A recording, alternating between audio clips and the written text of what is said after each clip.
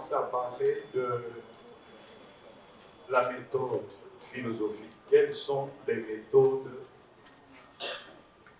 en philosophie? Quelle est la méthode philosophique? Nous avons commencé par définir ce que nous entendons par méthode. Et nous avons dit que du point de vue étymologique, méthode vient du grec méthodos, qui signifie voie. Que l'hypothèse est une réponse provisoire à une question de recherche. Ok. Alors, parmi les méthodes, nous avons dit que la méthode des sciences en général n'est pas nécessairement la méthode en philosophie.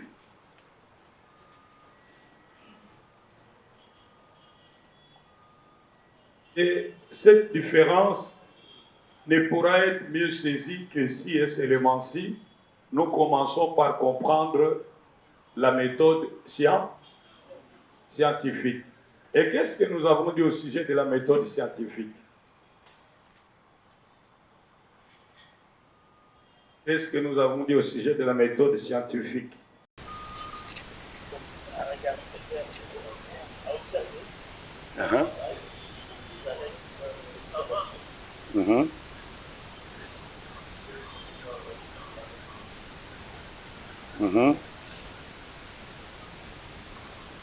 Généralement, lorsqu'il s'agit de la science, il y a d'un côté le fait et de l'autre côté la théorie.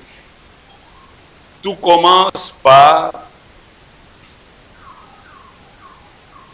une sensation.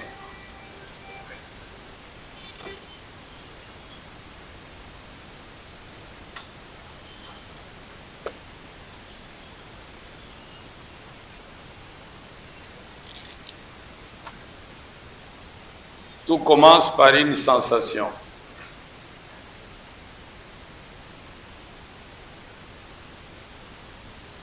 Qui est suivie par une perception.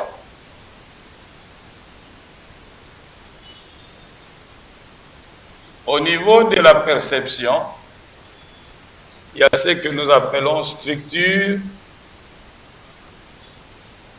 plus organisation.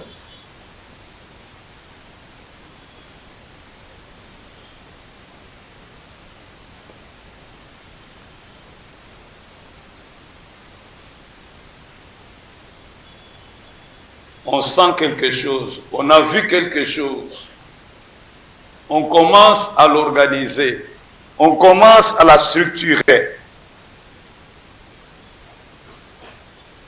on commence à l'interpréter. Ce que j'ai senti, ça signifie quoi? Ça, c'est ce que nous appelons aussi interprétation.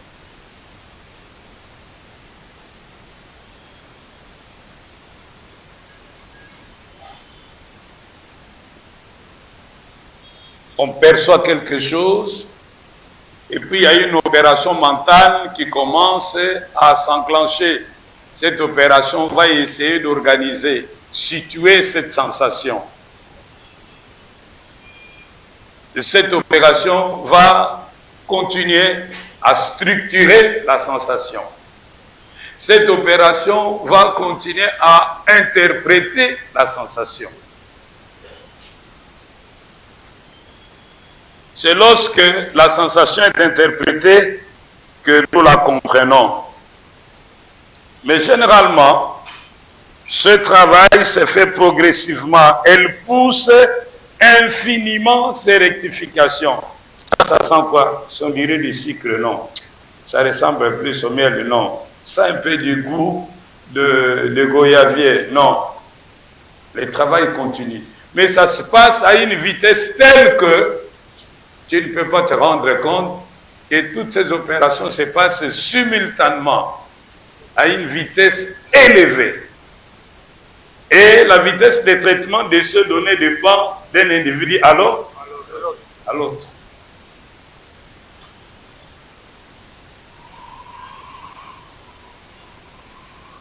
Alors, dans la structuration en sciences,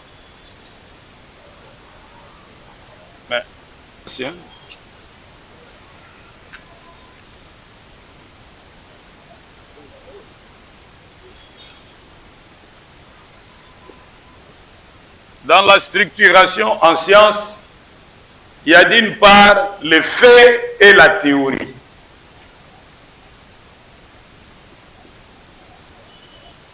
Il y a le fait et la théorie.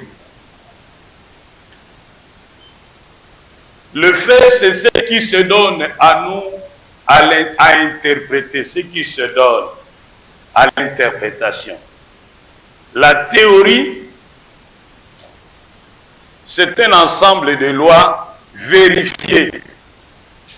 La théorie, c'est un ensemble de lois vérifiées qui nous permettent d'interpréter ou de comprendre la réalité. C'est un ensemble de lois vérifiées qui nous permettent de comprendre ou d'interpréter la réalité ou le réel.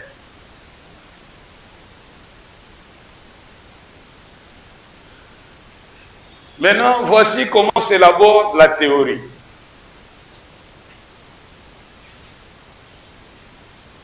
Nous partons d'un constat. Après le constat, nous essayons de donner une explication provisoire. C'est ce que nous appelons l'hypothèse ou réponse provisoire. Après l'hypothèse, nous passons à l'étape d'expérimentation.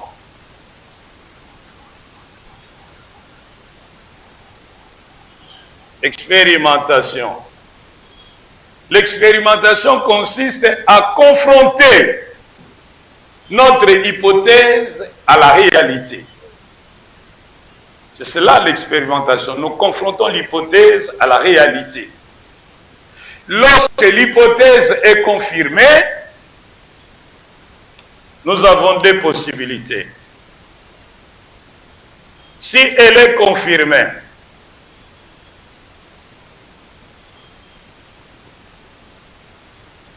donc je préfère dire, si l'expérience confirme l'hypothèse, je préfère ça, confirme l'hypothèse, alors ça devient une théorie. Théorie. Si l'hypothèse ne confirme pas, donc infirme l'hypothèse, alors on rejette. Et puis on recommence.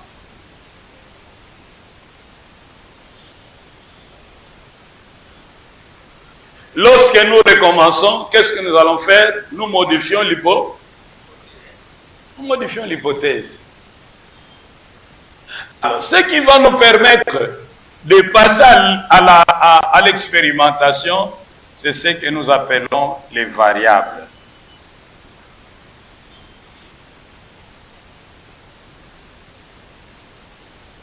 Vérifier au stade de l'expérimentation.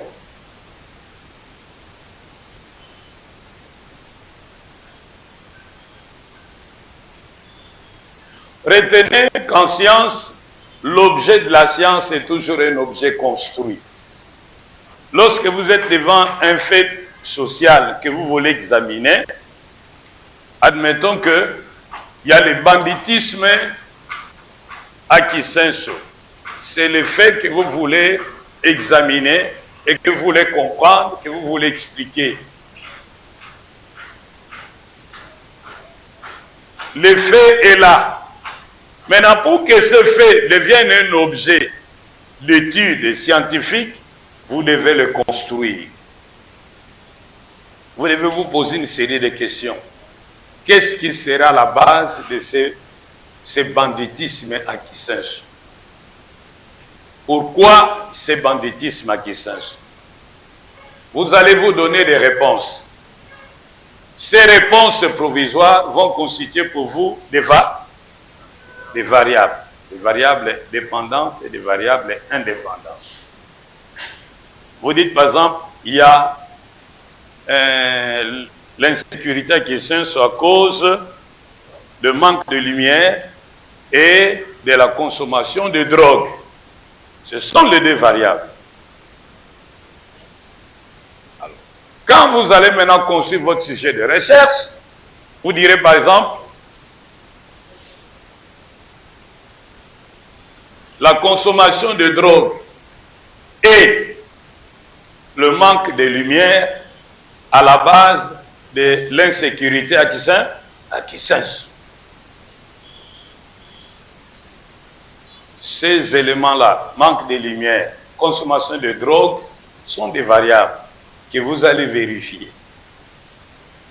Maintenant, l'hypothèse va vous orienter dans le choix des techniques, dans la collecte de données et dans la manière de traiter ces données. Est-ce que je me fais comprendre? Voilà. Donc vous avez d'une part le cadre théorique et d'autre part vous aurez le cadre expérimental.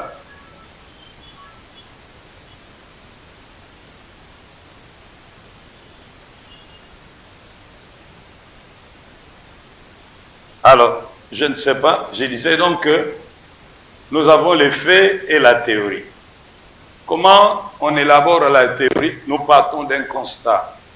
Après le constat, nous formulons une hypothèse. Qu'est-ce que l'hypothèse? C'est une explication provisoire du constat. Et après, nous passons à l'expérimentation.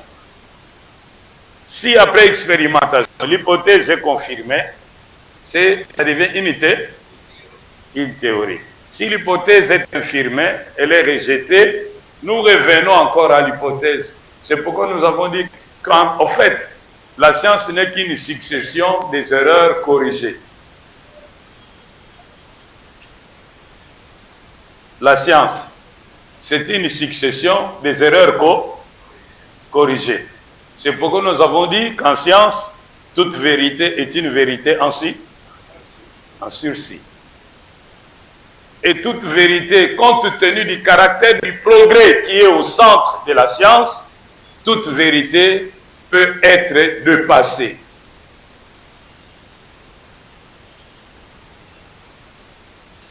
Dans la science, il y a l'idée du progrès. Dans la philosophie, il n'y a pas l'idée de progrès.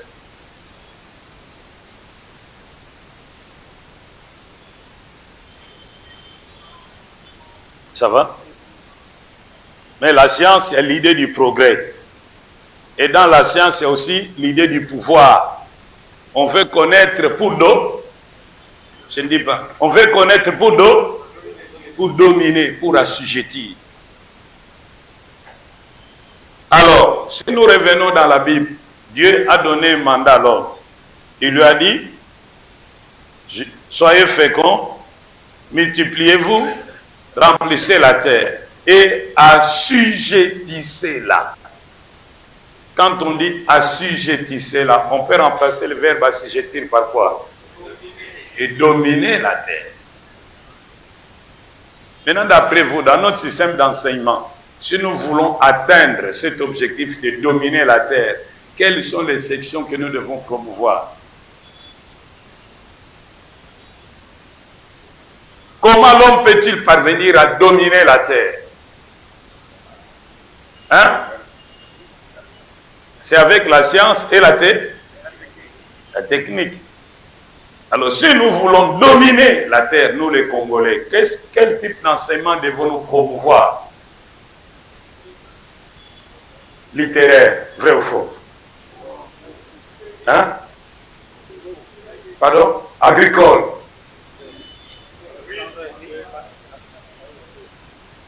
Quel type d'enseignement devons-nous promouvoir? Nous devons promouvoir tout ce qui a trait à la science, et à la tête, La technique. à la technique. D'ailleurs, dans les jours qui viennent,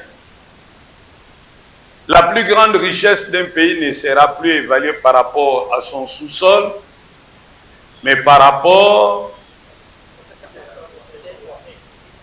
à son savoir, à sa contribution à la science, au progrès du monde.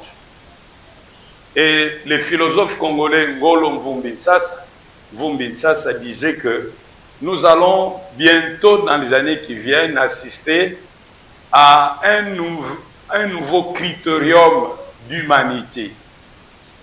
L'humanité ne sera plus seulement liée à tout ce que vous connaissez, mais aussi à notre capacité d'inventer et de contribuer au progrès de la société. C'est pourquoi on doit promouvoir la création des sections scientifiques, biochimie, et on doit changer le cursus au lieu d'apprendre aux gens des choses inutiles, mais leur apprendre ce qui cadre avec leur domaine. Mathématiques, physique, chimie, biologie, zoologie, anatomie, botanique, zoologie. Tout ça. Qu'ils apprennent ça, mais qu'ils aillent jusqu'au fond des choses. Et ce ne soit pas seulement théorique, mais qu'ils aillent au laboratoire. Ainsi de suite. On leur apprenne comment on procède. Dès qu'ils connaissent les process, la prochaine étape, ils vont commencer à inventer. Comment partir d'une plante jusqu'au comprimé? Voici comment il faut procéder. Voici les premières études qu'il faut réaliser. Et après, quand vous avez produit votre médicament, voici les études qu'il faut réaliser avant qu'on ne puisse mettre les médicaments sur le marché. Quand l'étudiant aura compris toutes ces choses, il pourra alors commencer à recenser les différents médicaments qui existent dans son village. Et puis, il va les amener au laboratoire, il va faire l'étude des principes actifs. Et à partir de là, il va voir comment ça se passe sur le plan de la physiologie de l'être humain. Avant l'être humain, on passe par l'animal. Il a des cobayes, il fait des expériences, il note tout ce qu'il doit noter, commence à s'imaginer qu'est-ce qui peut expliquer ceci ou cela. Il formule quelques réponses provisoires. Il change les variables. Il voit comment ça réagit. Il note. Il change telle autre variable. Il voit la réaction. Il note. À la fin, il va dire « J'ai compris ce qui peut expliquer tel phénomène dans telle situation. » Et puis après, il va passer. Oui, pasteur. Non, je n'ai pas dit que les sciences sociales sont inutiles. Non, non, non. Mais moi, je parle de la nature. Dieu a dit assujettissez la terre. Est-ce qu'on va assujettir la terre avec la sociologie? Les sciences sociales ont leur place parce qu'elles nous aident à voir comment les hommes interagissent entre eux, comment les hommes se comportent, comment les hommes raisonnent, comment les hommes réagissent, etc., etc. C'est aussi important à connaître pour un vivre ensemble paisible.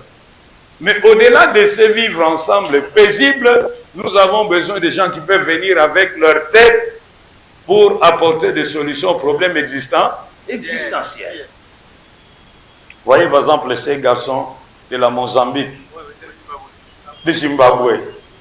C'est dit, mais nous avons toujours un problème d'électricité. Est-ce qu'on ne peut pas trouver de l'électricité dans l'espace? Il dit non, l'air ici peut aussi avoir du courant. Même ces recherches créent ces hypothèses. C'est dit non, avec les ondes radio, hein, n'est-ce pas? Les Wi-Fi et tout ce que nous avons. Parce que qu'est-ce qu'on vous dit? Quand vous allez devant la station d'essence, il faut arrêter votre tête. Pourquoi? Pourquoi il faut éteindre? Les rayons sont là, et puis dès que ça sonne et que vous vous recevez l'appel, ça peut créer une explosion. D'où partira le courant? Le courant qui va entraîner l'explosion partira de votre téléphone. Mais d'où vient ce courant? C'est dit pas remonter.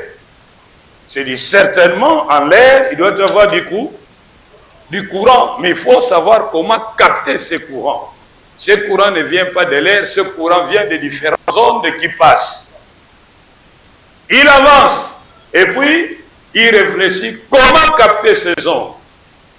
Il met un dispositif en place, il capte ces ondes et puis il vérifie si le courant passe. Il dit le courant passe. J'ai trouvé. On peut avoir un poste téléviseur sans brancher quelque part et on allume son poste téléviseur et ça fonctionne. Oui, ça marche. Il dit bon, maintenant je vais essayer au moteur. Il essaie, le véhicule roule. Il dit, on met dans l'hélicoptère, ça marche. Il va voir les gens, donnez-moi mon brevet d'invention. Oh non, non, pas toi. Mais si c'était un plan, on allait lui donner.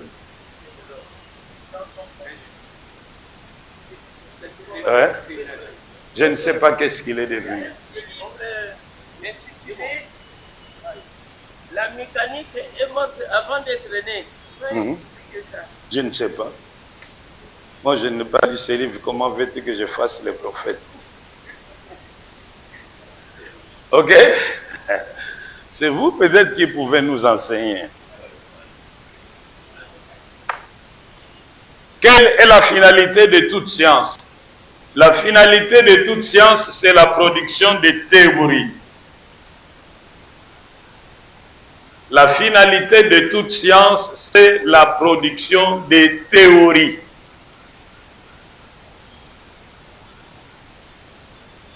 La finalité de toute science est la production de théories. Même en recherche scientifique, quand vous avez posé votre question de recherche, vous allez faire l'exploration pour voir qu'est-ce que les autres ont dit avant toi. Et puis tu choisis ta direction. Ce qui va expliquer l'originalité de ton travail. N'est-ce pas? Et puis, tu vas chercher une théorie en rapport avec ta thématique. Tu vas lire la réalité à travers cette théorie. Elle va te permettre de constituer ton hypothèse et de la réajuster. Une fois que tu as fini avec ton hypothèse, tu vas proposer des méthodes. Après les méthodes, tu vas proposer les techniques qui vont te permettre de collecter les données et de les traiter.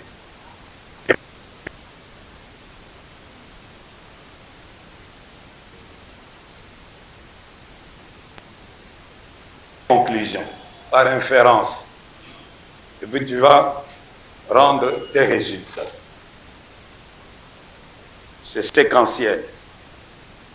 Problématique. Après la problématique, vous commencez à explorer. Vous explorez, vous explorez, vous explorez. Ça va vous permettre de reformuler votre thème de recherche.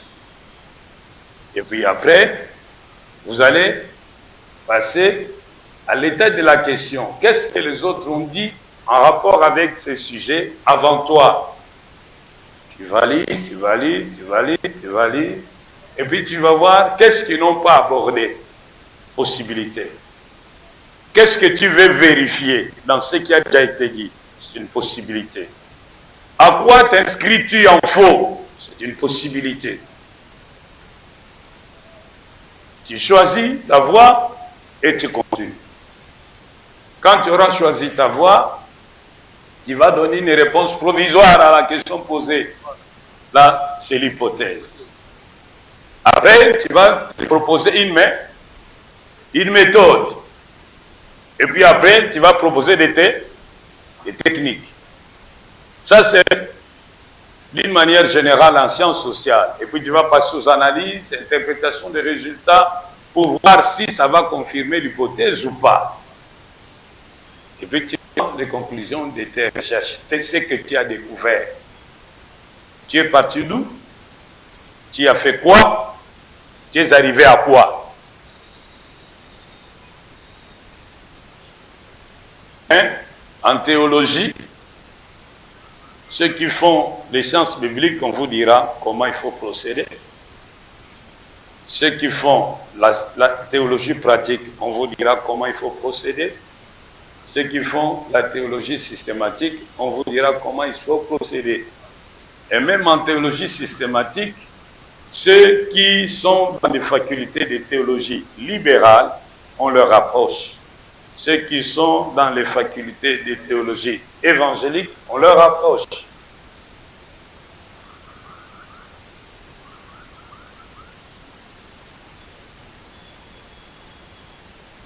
Ok. Nous pouvons avancer. Qu'est-ce que nous avons dit au sujet de la théorie? Vous notez, une théorie est un ensemble ordonné de lois. Une théorie est un ensemble ordonné de lois. Une théorie est un ensemble ordonné de lois qui exprime des rapports constants entre les faits.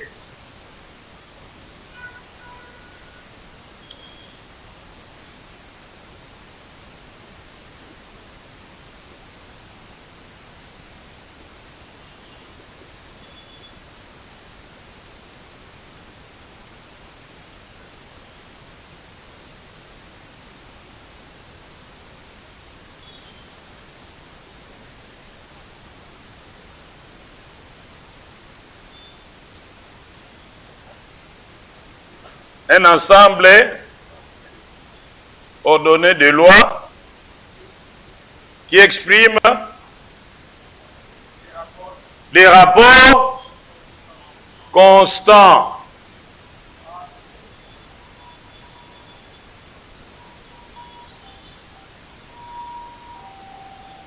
entre les faits.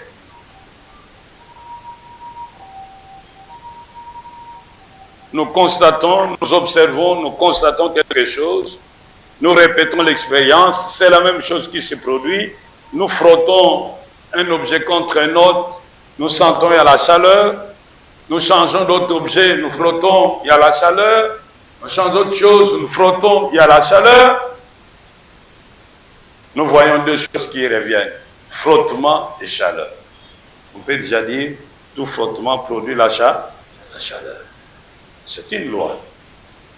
Parce qu'on a constaté une certaine constance dans la production de ce fait.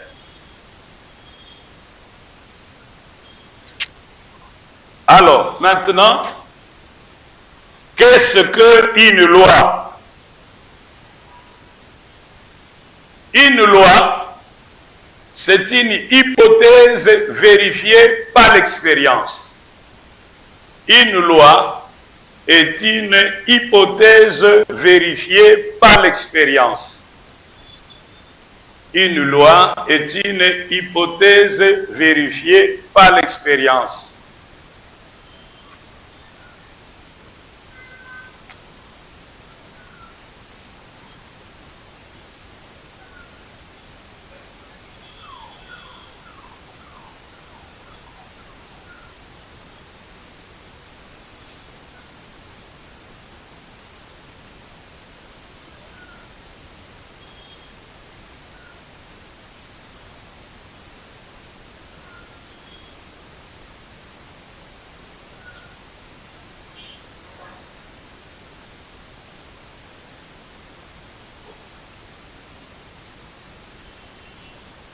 Et qu'est-ce qu'un résultat scientifique? Un résultat scientifique est l'ensemble de lois vérifiées.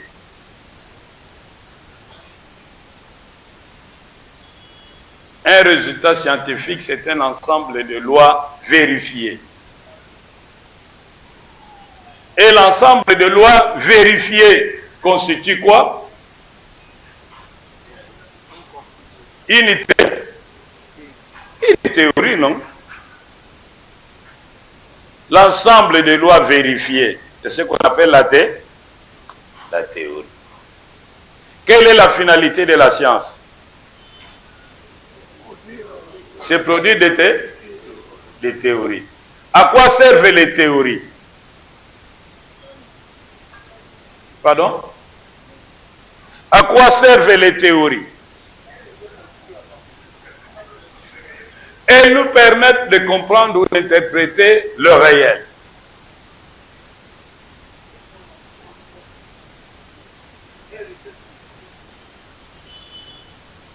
Un résultat scientifique, c'est quoi? Ensemble de quoi? Des lois vérifiées. Maintenant, vous notez démarche de l'esprit scientifique. Démarche de l'esprit scientifique.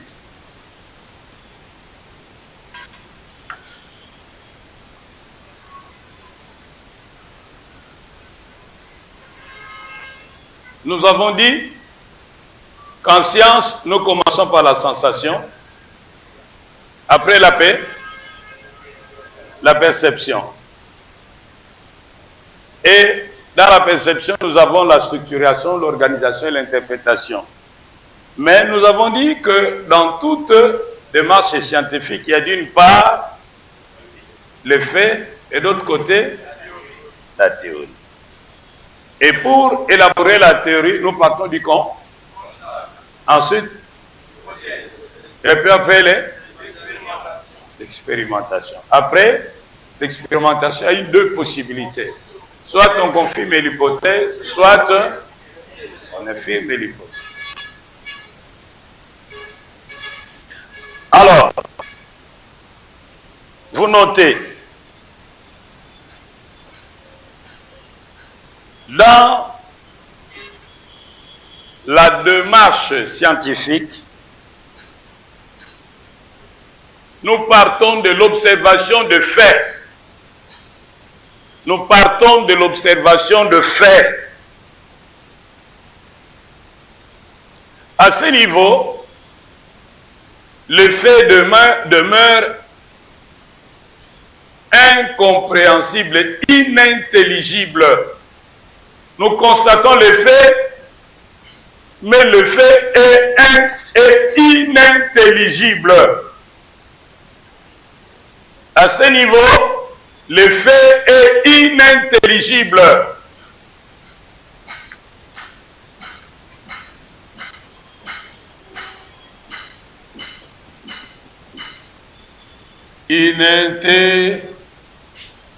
Intelligible.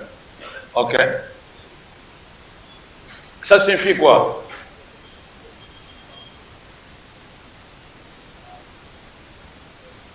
Yo kan expliquer. Tous en a fait. Tant que vous allez faire fait wana, est-ce que dès le départ, on comprend le fait yango? Pourquoi nous disons qu'on comprend le fait yango? Pour ceux qui comprennent yango, on ne peut pas chercher à comprendre ce qu'on connaît déjà. Donc si je vais étudier ce fait ou ce phénomène, c'est que je ne le connais pas. Je ne les saisis pas au niveau de ma raison.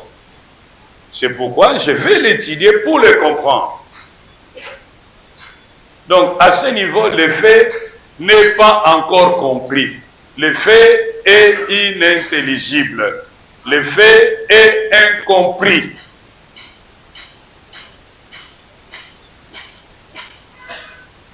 Ensuite, nous passons à la deuxième étape.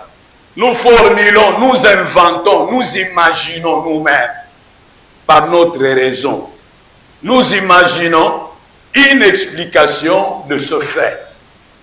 Mais cette explication est provisoire. Cette explication provisoire, c'est celle que nous appelons hypothèse, c'est une loi, mais une loi provisoire. Cette loi ne nous est pas dictée par quelqu'un, nous l'imaginons nous-mêmes. L'hypothèse est le fruit de notre cogitation.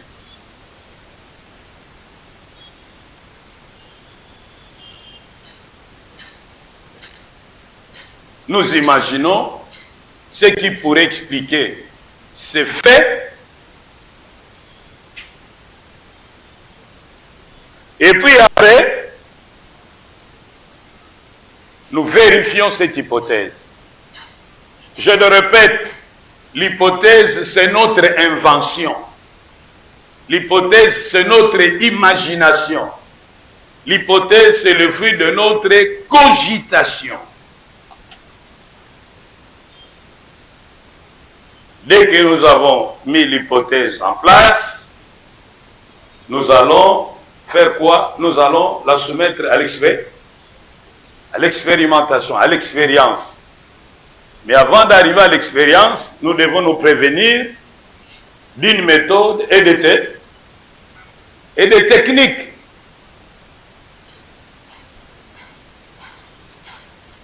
La méthode va nous dire comment procéder, quel processus à suivre.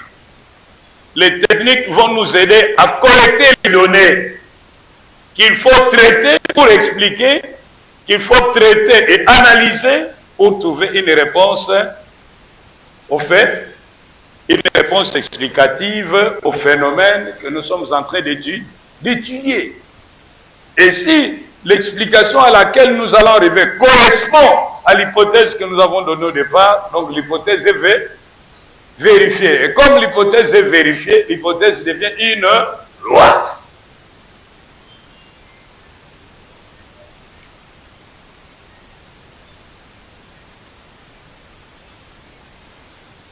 C'est comme ça que se présente la démarche scientifique. Alors, dans cette démarche scientifique, il y a ce que nous appelons les opérations mentales.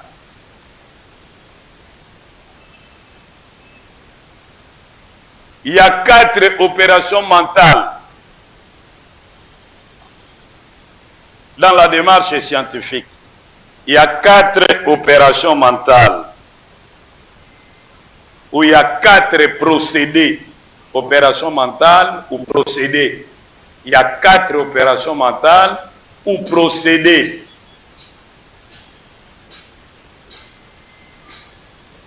Donc après la démarche de l'esprit scientifique, nous sommes à un autre point, le procédé scientifique. Et nous disons que en ce qui concerne les procédés scientifiques, il y en a 4. Je vais d'abord les citer. Le premier procédé, c'est l'expérimentation. Le deuxième procédé, c'est la déduction. Le troisième procédé, c'est l'induction. Le quatrième procédé, c'est la systématisation.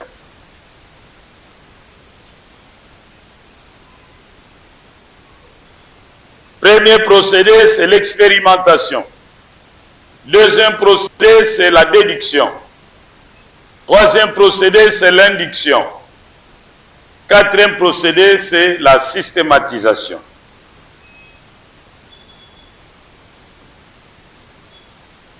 Maintenant, nous allons les expliquer, ces 4 procédés. 1. L'expérimentation.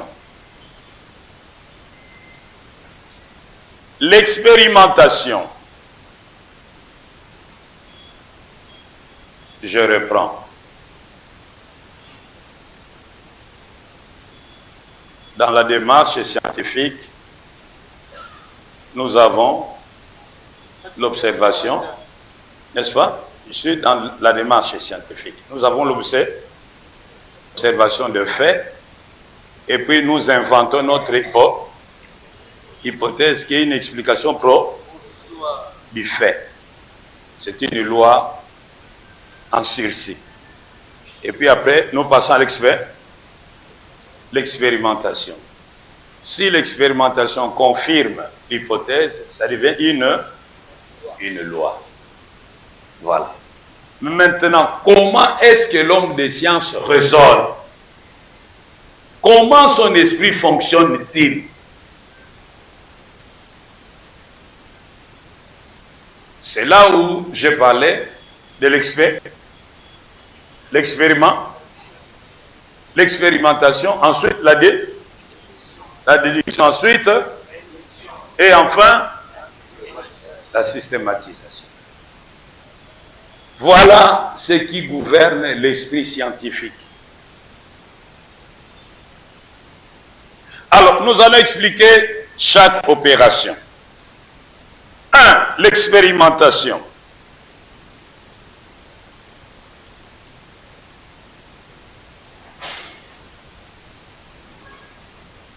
Elle consiste à provoquer délibérément l'apparition ou la variation. Elle consiste à provoquer délibérément. Elle consiste à provoquer délibérément. Elle consiste à provoquer délibérément l'apparition ou la variation d'éléments. L'apparition ou la variation d'éléments. Elle consiste à provoquer délibérément, volontairement, intentionnellement. Elle consiste à provoquer délibérément, volontairement, intentionnellement l'apparition ou la variation, apparition ou la variation d'éléments dont on a l'expérience. En d'autres termes, d'éléments que l'on constate, que l'on observe, que l'on perçoit. L'expérimentation consiste à provoquer volontairement l'apparition ou la variation ou le changement des éléments dont on a l'expérience, c'est-à-dire les éléments qu'on constate, les éléments qu'on observe, les éléments qu'on aperçoit.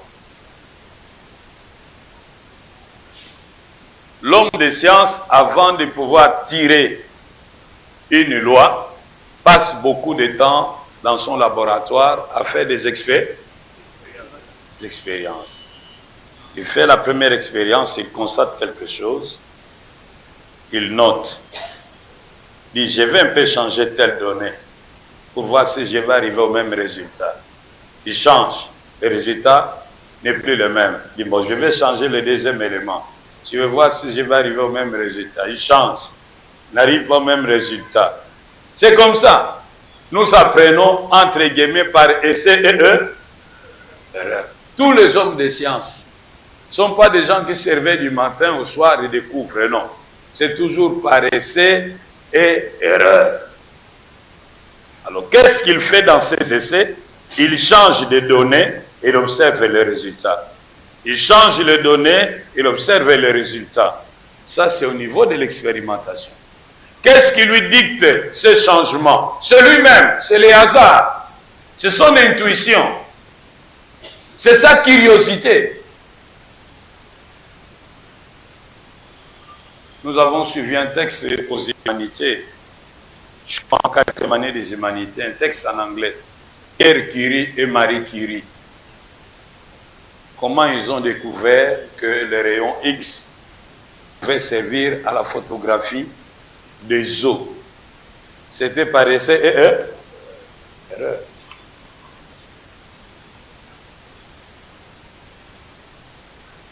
La curiosité, l'audace d'essayer, l'imagination jouent au niveau de l'expérimentation.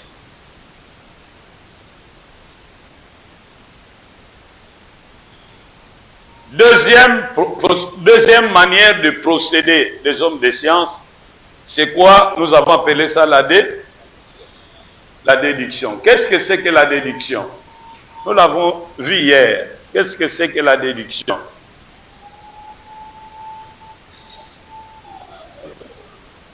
Qu'est-ce que c'est que la déduction? Pardon? Oui, Mouzé.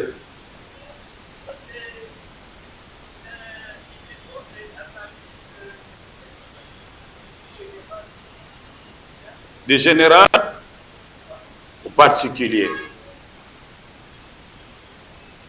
La déduction, notez,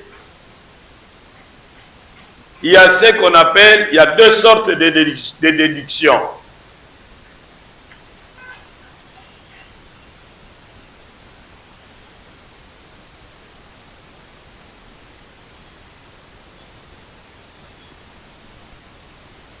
Il y a la déduction régressive et la déduction progressive.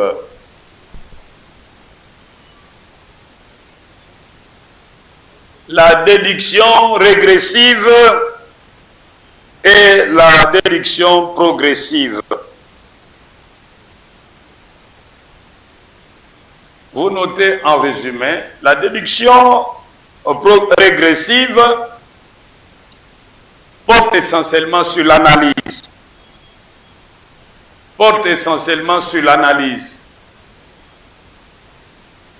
La décision régressive porte essentiellement sur l'analyse. Nous partons des effets et nous remontons en régressant vers la cause. On part des effets et on essaie de remonter pour découvrir la cause de ces effets.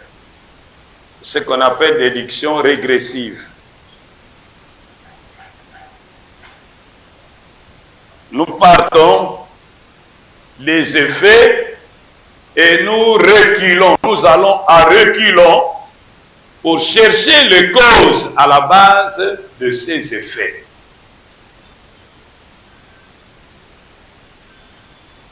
Et ça sera toujours un raisonnement inférentiel. Tandis que la déduction progressive procède par une synthèse. Procède par une synthèse. Nous partons de la cause vers l'effet. Nous partons de la cause vers l'effet.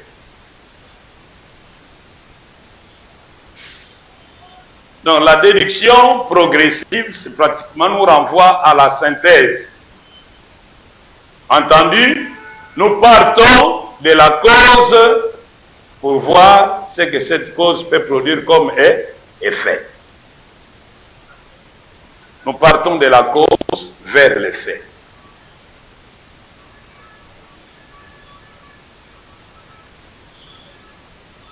Ça, c'est un résumé. Maintenant, notez à la ligne.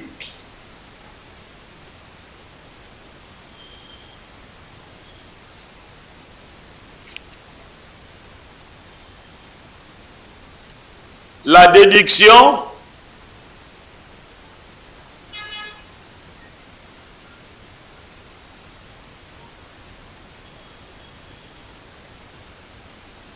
se situe entre la synthèse et l'analyse.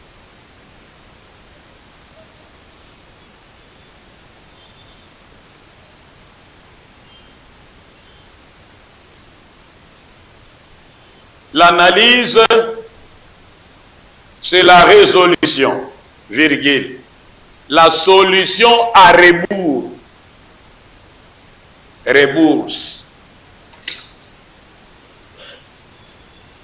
la solution à rebours.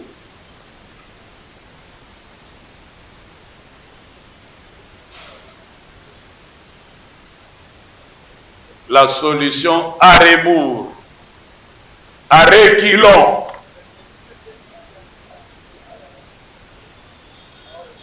J'ai dit ce point. La déduction se situe entre la synthèse et l'analyse. Maintenant, je vais en détail. L'analyse, c'est la résolution. C'est la solution à rebours. Point.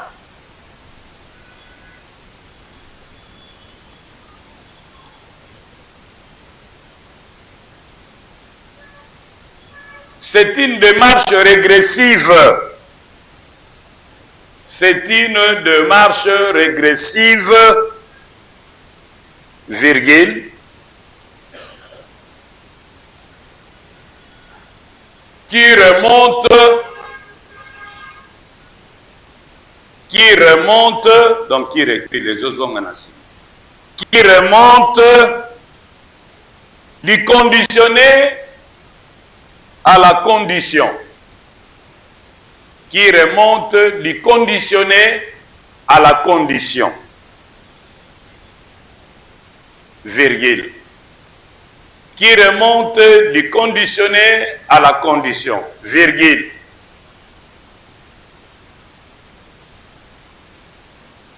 De la conséquence au principe. Virgule. De la conséquence au principe. Virgule.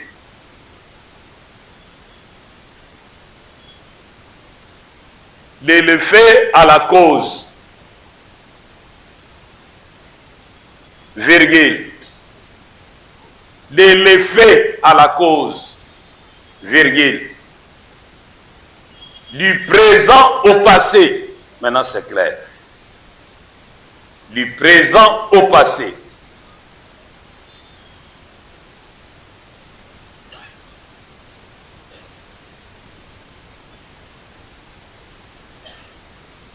Il y a un phénomène qui se passe.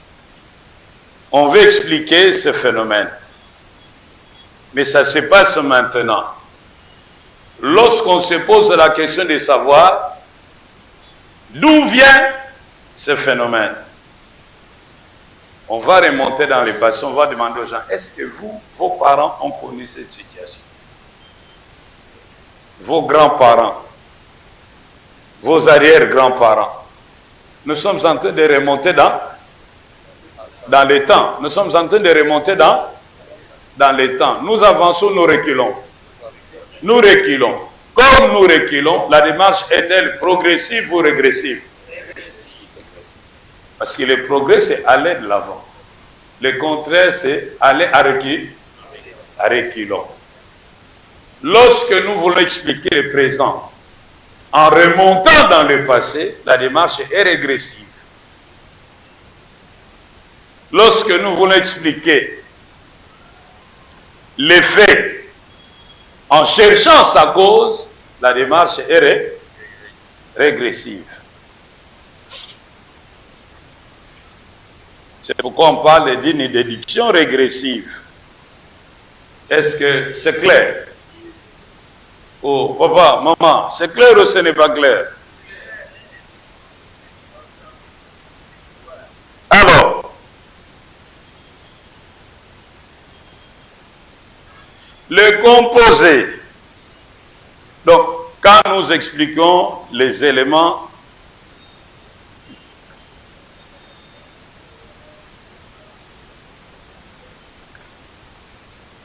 nous passons maintenant à la synthèse. À la synthèse. La synthèse, virgule, ainsi qu'on a pris l'habitude de désigner la synthèse,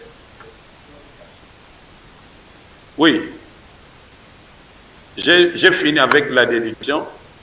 Maintenant, nous sommes en train de parler toujours dans la déduction. Je parle de la synthèse. Je n'ai pas encore abordé l'induction. Pourquoi tu veux m'amener à parler de l'induction? Nous avons dit que dans la déduction, il y a une démarche et une démarche. La démarche est régressive, c'est celle que nous appelons comment analyse. Et la démarche progressive, c'est celle que nous appelons comment? La synthèse.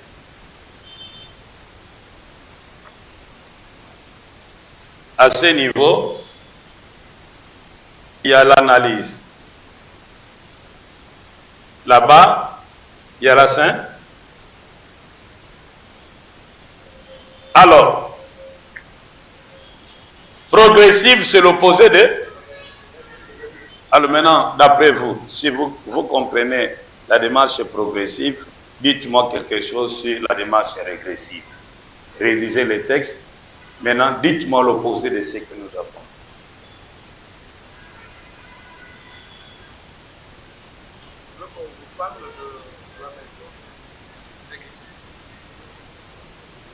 Je veux que vous me parliez de la déduction progressive. Celui qui a compris la déduction régressive sera capable de comprendre la déduction car la déduction progressive est opposée à la déduction régressive. Maintenant, lisez ce que nous avons dit sur la déduction régressive. Quand vous aurez compris, dites-moi le contraire. Oui? Qui commence présent vers le futur. Et puis, formulez en bon français. Prenez l'opposé de ce que nous avons dit. C'est une démarche progressive que nous avançons vers le futur. Non, lisez-moi là-bas. Il ne faut pas dire ce que tu veux. L'opposé de ce que nous avons écrit. C'est une démarche régressive qui remonte du conditionné à la condition, de la conséquence au principe, de l'effet à la cause. Maintenant, l'opposé de ça.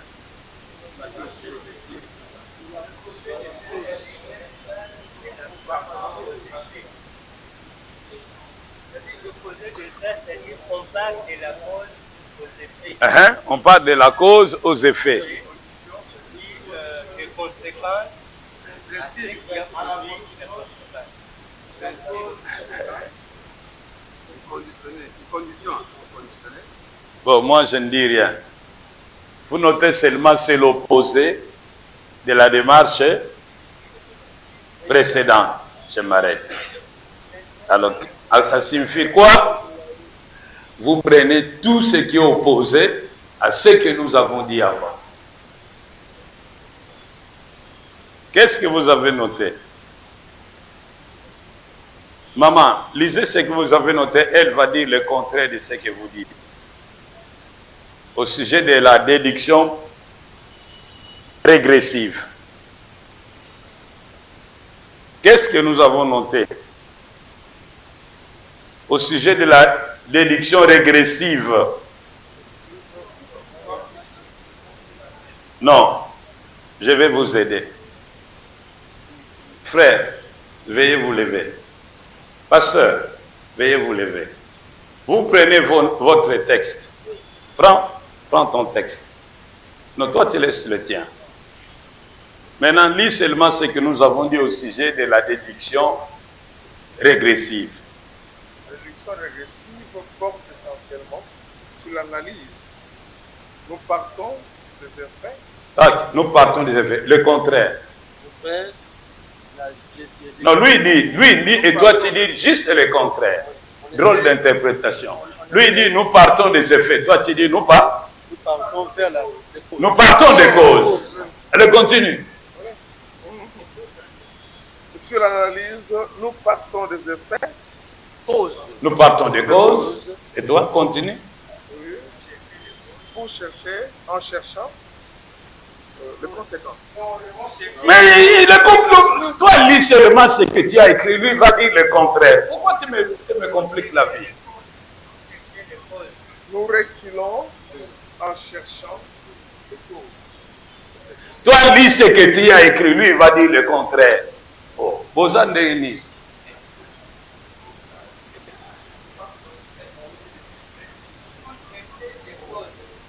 Lis seulement le texte de Mouzé. Alors maintenant, toi, tu dis quoi? Nous partons de quoi? Alors, continue. Et toi, tu dis quoi? Nous remontons.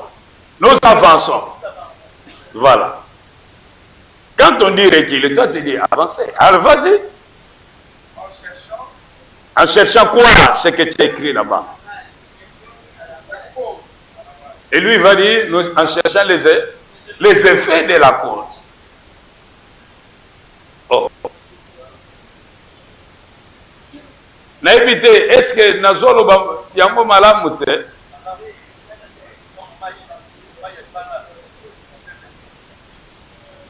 Balobi Nayo, déduction régressive, et déduction veuillez vous mettre s'il vous plaît, pasteur. Merci.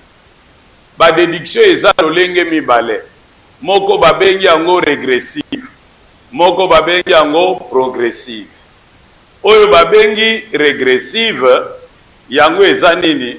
Obandi le présent, ozoluka explication à présent dans le pas. Obandi na effet, obandi koluka cause na yango. Mais sikoyo déduction progressive.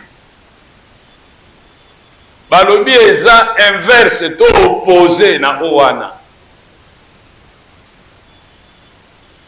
Okobanda na wapi? Na passé, pour ya na présent, to na présent ou kende na passé. Hein? Obandi na passé, ok na na présent, ok. Obandi na nini? Na effet, bongo ke na cause, to obandi na cause, ok na effet. Obandi na cause, bo kende na effet. Oh, fangia mou. Moi, nous trouvons qu'il y a progressif.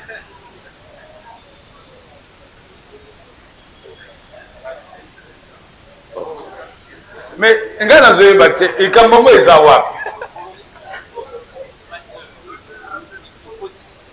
oh, mais là, on va compliquer pour se comprendre. Il y a pété pour comprendre. Attends, yo mon copain.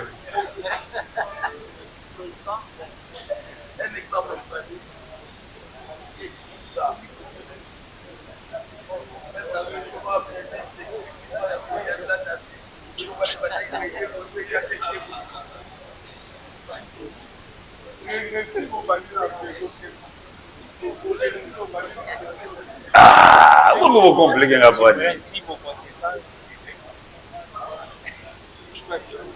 Bon, il faut bien noter ça. Il faut bien noter ça. Faut bien noter. Hein?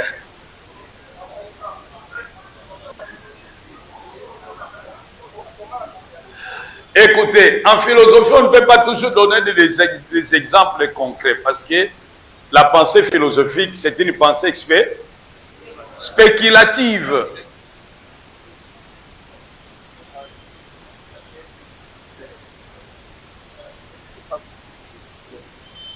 C'est clair, pasteur.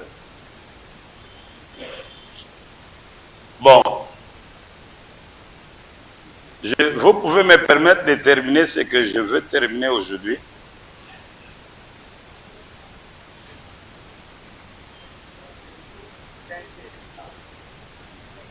Quelle heure est-il? Hein? 35.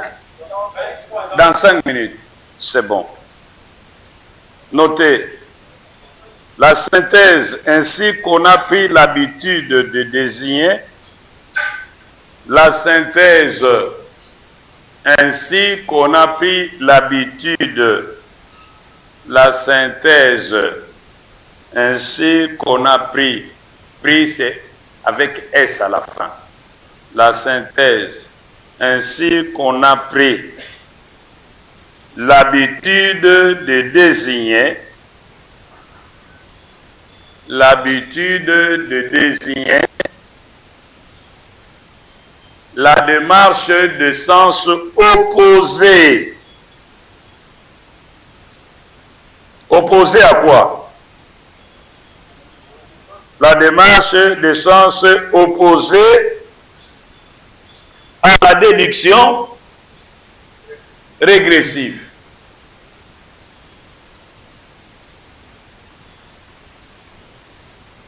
la synthèse, virgule, ainsi qu'on a pris l'habitude de désigner la démarche des sens opposés à la déduction régressive, suit l'ordre normal de dépendance. Suit l'ordre normal de dépendance. Suit l'ordre normal de dépendance.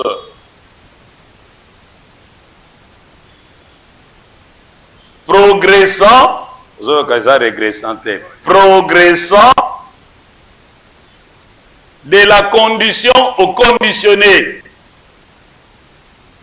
Progressant de la condition au conditionné,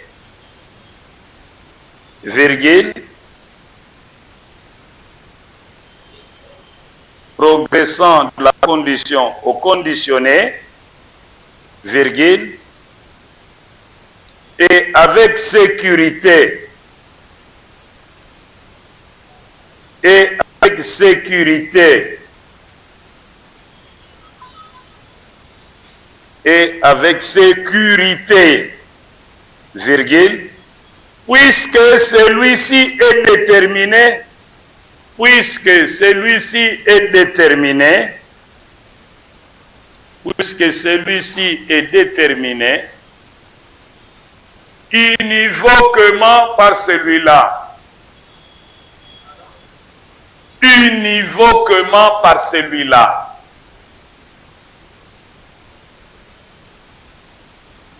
Nous partons de la cause à l'effet. L'effet est conditionné par la cause. Et c'est sans équivoque.